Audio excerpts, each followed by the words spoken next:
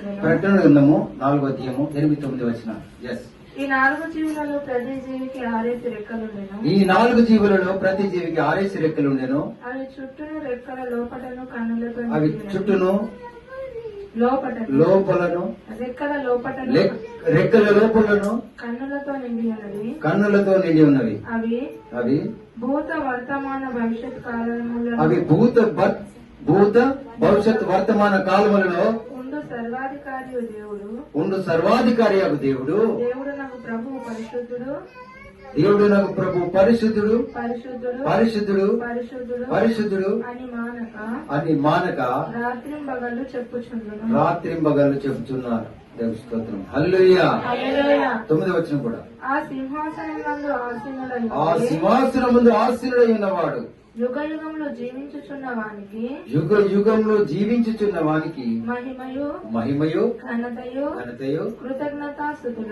కృతజ్ఞతాస్తుతులను కలుగును గాకని ఆ జీవులు కీర్తించుచుండగా ఆ 24 పెద్దలు సింహాసనం నందు ఆసీనుడై ఉండువాని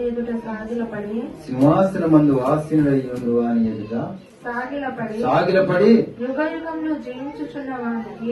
యుగ యుగములు జీవించుచున్న వానికి నమస్కారం చేయుచు ప్రభువా మా దేవా నీవు సమస్తమును సృష్టించితివి. నీ చిత్తమును బట్టి అవి ఉన్నవి. దానిని బట్టి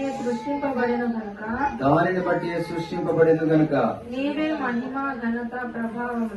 నీవే మహిమ ఘనత ప్రభావములు పొందనర్హుడవని చెప్పుచు తమ కిరీటములను ఆ సింహాసనముల ఎదుట వేసి తమ కిరీటముల సింహాసనం ఎదుట వేశారు. హల్లెలూయా. ప్రకటన గ్రంథంలోని 4వ అధ్యాయంలో చివరి భాగంలో మనం చూసినట్లయితే ఇక్కడ మనకు 4 జీవులు కనబడుతున్నారు. 4వ అధ్యాయంలో ఏ జీవులు? 4 జీవులు ఎలా కనబడుతున్నాయి? 4 జీవులు ఎలా ఉన్నాయి? 4 జీవులకు 6 రెక్కలు ఉన్నాయి. తర్వాత రెక్కల లోపల కనులు ఉన్నాయి. అవి భూత వర్తమాన భవిష్యత్తు కాలములో వర్తమాన కాలము సర్వాధికారి అయిన దేవుడు నాకు ప్రభు పరిశుద్ధుడు అని మానక రాత్రింబగళ్ళు ప్రకటిస్తున్నాడు. సపరుగుడి మయంపరచండి. హల్లెలూయా. ఈయన ఎవరు? ప్రకటన గ్రంథంలో మనకు పరిచయం అవుతున్నవారు ఎవరై ఉంటాడు? భూత భవిష్యత్ వర్తమాన కాలంలో ఉన్నవాడు పరిశుద్ధుడు ప్రకటిస్తున్నవాడు ఎవరు? యెషయా గ్రంథం 6వ అధ్యాయం 3వ వచనంలో చూస్తే మనకు అర్థమవుతుంది ఎవరైనా. ఈ మాటలు అక్కడ రాయబడ్డ యెషయా ప్రవక్త రాశాడు. ఆ మాటలు ప్రకటన గ్రంథంలో కూడా ఉన్నాయి. ఎవరి గురించి మాట్లాడుతున్నాడు? ఎవరైనా భూత భవిష్యత్ వర్తమాన కాలంలో ఉన్నవాడు ఎవరు? వారు సైన్యములకు అధిపతియగు యెహోవా పరిశుద్ధుడు సర్వలోకమైన మహిమతో నిండి ఉన్నదని గొప్ప స్వరముతో గాన ప్రతిగానాలు చేస్తున్నాడు. సపర్కృతి మహిమపరచండి. హల్లెలూయా. ఎవరి గురించి? ఎవరి గురించి రాయబడింది? ప్రకటన గ్రంథంలో ఎవరి గురించి మాటలు రాయబడ్డాయి? ఆ రోజు యెషయా గ్రంథంలో రాయబడిన మాటలు ఈరోజు ప్రకటన గ్రంథంలో కూడా ప్రభు రాయిస్తున్నాడు. ఎవరి గురించి రాయిస్తున్నాడు? ఇది ఎవరిది? ఎవరు ఆ పరిశుద్ధులు? ఎవరు? భూత భవిష్యత్ వర్తమాన కాలంలో ఉన్నవాడు ఎవరైనా అని మనం చూసినట్లయితే సర్వాధికారం కలిగిన వాళ్ళు ఎవరు? ఆకాశం ముందు భూమి మీద సర్వాధికారం కలిగిన వాళ్ళు ఎవరై ఉన్నారు?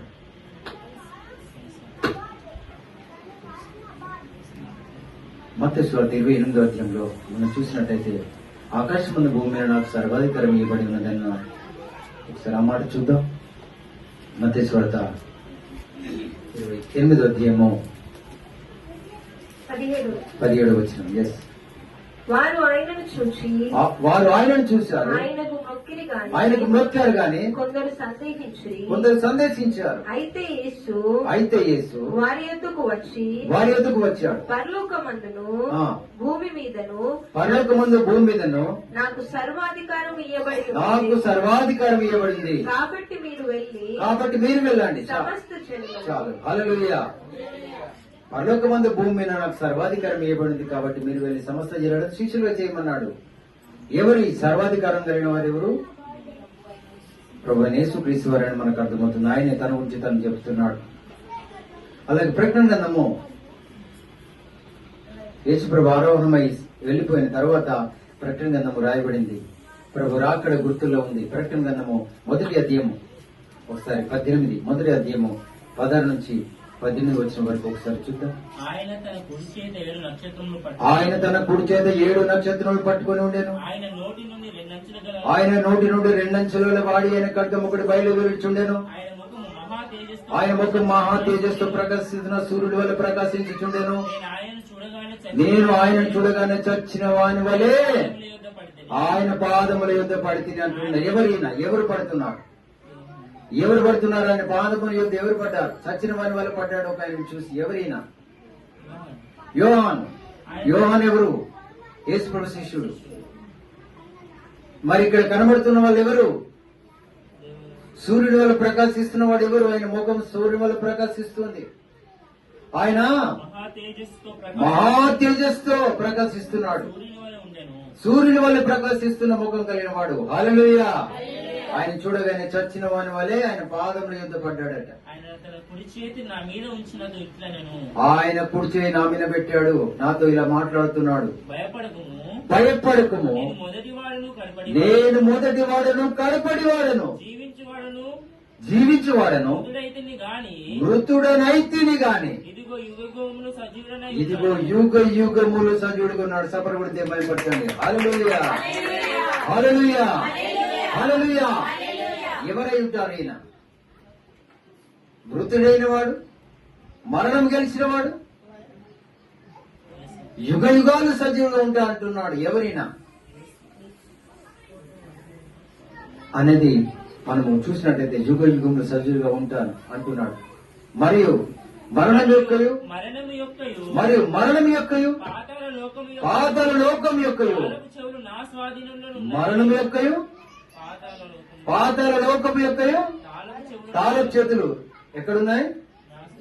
నా దగ్గర ఉన్నాయి, నా స్వాధీనం ఉన్నాయి. కాగా నీవు చూసిన వాటిని నువ్వు చూసిన వాటిని విన్న వాటిని వీటి వెంట కలగబో వాటిని అనగా నా కుడి చేతిలో నీవు చూసిన 7 నక్షత్రముల గూర్చిన మర్మమును ఆ 7 సువర్ణ దీపస్తంభముల సంగతి వ్రాయము. ఆ 7 దీపస్తంభములు 7 సంఘములకు దూతలు. ఆ 7 నక్షత్రములు 7 సంఘములకు దూతలు. 7 దీపస్తంభములు 7 సంఘములు. హల్లెలూయా. ఇక్కడ మనం గమనించినట్లయితే ప్రియమైన దైవజనమా, ఇవి ఎవరి గురించి రాయబడ్డవి, ఎవరు అని మనకు అర్థమవుతోంది. సర్వాధికారం కలిగిన వాడు ప్రభువైన యేసుక్రీస్తు అని మనకు అర్థమవుతుంది. ప్రభువైన యేసుక్రీస్తు వారు తన గురించి తాను ప్రకటిస్తున్నాడు. యేసు ప్రభువును చూసినప్పుడు యోహాను ఇంకా మరణించలేదు. ఆ దర్శనంలో చచ్చిన వాళ్ళ వలె ఆయన పాదములు యొక్క పడ్డప్పుడు తుడిచే మీద పెట్టి తన గురించి తను ఎవరో చెప్పుకుంటున్నాడు. హల్లెలూయా. ఈ లోకంలో ఉన్న యేసు ప్రభు వారు తన గురించి తాను చెప్పుకున్నాడు. ఎవరికి చెప్పాడు? పాపంలో ఉన్న సమరయ స్త్రీకి తన గురించి తను చెప్పాడు. హల్లెలూయా. ఆమెమో మెస్సీయా వచ్చినప్పుడు మాకు అన్ని విషయాలు బయలుపరుస్తాడని అనుకున్నది. పాపం ఆ పిచ్చి తల్లి, కానీ నీతో మాట్లాడుతున్న నేనే ఆయన నేను చెప్పుకున్నాడు ప్రభు. హల్లెలూయా. ప్రభు తన గురించి తను చెప్పుకునే సమయము అప్పుడప్పుడు వచ్చింది. తన గురించి తను చెప్పుకోవాలని ఎప్పుడు అనుకోలేదు, కానీ చెప్పుకునే సమయము ప్రజలే అవకాశాన్ని ఇస్తున్నాడు. చెప్పుకునేలా అవకాశం అప్పుడప్పుడు ఇస్తాడు మన గురించి. మనం ఈరోజు నేను పాలకు వెళ్ళాను. ఒక ఆయన ప్రక్కన ఉన్నాడు. మీరు ఎక్కడో చూసినట్టున్నాను, మీరు ఐస్ క్రీమ్ అమ్మారు కదా అన్నాడు. అవునా, ఎప్పుడు చూసారు ఐస్ క్రీమ్ అమ్మినట్టు? ఏమో నాకు అలాగే అనిపిస్తుంది అన్నాడు. నేనన్నాను, కిరణ్ డాక్టర్ అని పేరు విన్నారా అన్నాను. విన్నాను. Sorry sir. ప్రేమైన దేవుని బిడ్డారా, తన గురించి తను చెప్పుకున్న సమయాలు అప్పుడప్పుడు వస్తాయి. మనం అనుకునేది వేరు, అలా అనుకునేది వేరు. ఇక్కడ ప్రభు యేసుక్రీస్తు వారి పాదంలో వినపడ్డాడు. అవును నిజమే, మీరు గుడి దగ్గర హాస్పిటల్ పెట్టారు, నేను మీ హాస్పిటల్ కూడా వచ్చాను సార్ అంటున్నాడు. నాకు మందు తగ్గింది, అందుకే ఈ మేకపాలకు వచ్చాను అంటున్నాడు. ఉదయమే నేను వెళ్ళాను. హల్లెలూయా. మనుషులు ఒకే తీరు ఉండరు. అప్పుడు వేరు ఇప్పుడు వేరు, మారిపోవచ్చు. మేము అప్పుడు చిన్న పిల్లలం, ఇప్పుడు మీరు పెద్దగా మారిపోయారు. నిజమే, మనుషులో మార్పు వస్తుంది. మనిషిలో మార్పు వస్తుంది, కానీ దేవుల్లో కూడా మార్పు వస్తుందా? యుగ యుగములు ఏకరీతికున్నవాడే, కానీ ఆయన పరలోకానికి వెళ్ళిన తర్వాత ఆయన మహిమ మరలా ఆయనకు వచ్చింది. భూలోకంలో యోహాను చూసిన యేసుప్రభు వేరు, పరలోకంలో చూసిన యేసుప్రభు వేరు. హల్లెలూయా. భూలోకంలో మనం చూస్తున్న మనం వేరు, పరలోకంలో మనం ఇలా ఉండే మహిమ శరీరాలతో ఉంటాము. హల్లెలూయా. ఎవరైతే అనేకులు ఆయన సన్నిధికి నడిపిస్తారో ఎలా ఉంటారు? దానియేలు గ్రంథం, దానియేలు 12:3, అనేకులను ఆయన సన్నిధికి నడిపించిన వారు ఎలా ఉంటారో తెలుసా మీకు? దానియేలు గ్రంథం 12:3 చూడండి ఎలా ఉంటారో. బుద్ధిమంతులైతే ఆకాశ మండలములో ఈ జ్యోతులను పోలి ఉంటారు, ప్రకాశిస్తారు. నీతి మార్గం అనుసరించి నడుచుకునేవారు. నడుచుకున్నట్లు ఎవరు అనేకులను దేవుని సన్నిధికి నడిపిస్తారో వారు ఆకాశ నక్షత్రం వల్ల నిరంతరం ప్రకాశిస్తుంటారు. సపరిమితమైపరచండి. హల్లెలూయా. మనం అనేకులను ఆయన సన్నిధికి నడిపించాలంటే, నీతి మార్గంలో ఉండాలంటే నక్షత్రం వల్ల ప్రకాశిస్తాం. మనమైతే నక్షత్రాల వల్ల ప్రకాశించాం, నిత్యము ప్రకాశించాలని ఆశపడుతున్నాం. నాకైతే ఆశ ఉంది. మీకు ఆశ ఉందా? మీకు అందరికి ఉందా ఆశ? అందరికి ఉందా? కొందరికా? ఎంతమందికి ఆశ ఉంది? ఆశ ఉన్న వాళ్ళు అలా చెప్పండి. హల్లెలూయా. ఆశ కొంతమందికి ఉంది, సంతోషం. అందరికీ ఉండాలని ఆశపడుతున్నాం. అందరూ అనేకులు నడిపించాలి. కానీ యేసుప్రభువు వారు అయితే ఎలా ఉన్నాడు తెలుసా? మనం నక్షత్రం వల్ల ఉంటాం. ఎంతమంది నడిపించారో మనం ఒక నక్షత్రం వల్ల మాత్రమే ఉంటాం. కానీ యేసుప్రభువు వారు ఎవరు నడిపించాడు? ప్రపంచం కోసమే ప్రాణం పెట్టాడు. హల్లెలూయా. లోక పాపం కోసం ఆయన ప్రాణం పెట్టాడు. కాబట్టి ఆయన సూర్యుని వలె ప్రకాశిస్తున్నాడు. సూర్యుడు ఎంతమంది ఉంటారు? సూర్యుడు ఒక్కడే ఉంటాడు. ఈరోజు సూర్యుడు మన పగలు ఎన్ని గంటలు ఉంటుంది? ఈరోజు లాంగెస్ట్ డే అంటున్నారు. ఎవరు అంటున్నారు ఈ మాట? శాస్త్రవేత్తలు అంటున్నారు. పగలు 12 గంటలు ఉంటుంది, కానీ ఈరోజు 14 గంటలు ఉంటుంది. ఎందుకని? ఎందుకు ఇలా అవుతుందో ఎవరికి తెలియదు. ఎందుకు అవుతుందో, భూమి ఎందుకు అలా ఏటవాళ్ళు వెళ్తుందో, సూర్యుడు ఎందుకు అలా ఉంటున్నాడో తెలియదు. కానీ శాస్త్రవేత్తలు ఆశ్చర్యపోతున్నారు. ఇలాంటి ఆశ్చర్యకరుడు మన దేవుడు. హల్లెలూయా. మనం ఆరాధించే దేవుడు ఆశ్చర్యకరుడు. యెషయా గ్రంథం 9:6 ఉంది. ఓకే, దేవుడి స్తోత్రం. హల్లెలూయా. ఆశ్చర్యకరుడు. కాబట్టి ఆశ్చర్యక్రియలు జరుగుతున్నా మనం మారాలని దేవుడు కోరుతున్నాడు. ఈరోజు అమ్మగారు చెప్తున్నారు, ఏడే తండ్రి డే. హల్లెలూయా. ఇంగ్లీష్ లో ఫాదర్స్ డే అంటారు, తెలుగులో తండ్రి డే. తండ్రి డే ఉంటుంది, తల్లి డే ఉంటుంది, సండే ఉంటుంది, అన్ని దినాలు ఉంటాయి. ఫ్రెండ్స్ డే ఉంటుంది, అన్ని డేలు పెట్టుకుంటాం మనం. హల్లెలూయా. అయితే ఈరోజు పరలోక తండ్రి ఒక డే కావచ్చు, ఆఫ్ కోర్స్, అందుకే లాంగ్ డే పెట్టుకున్నాడు. హల్లెలూయా.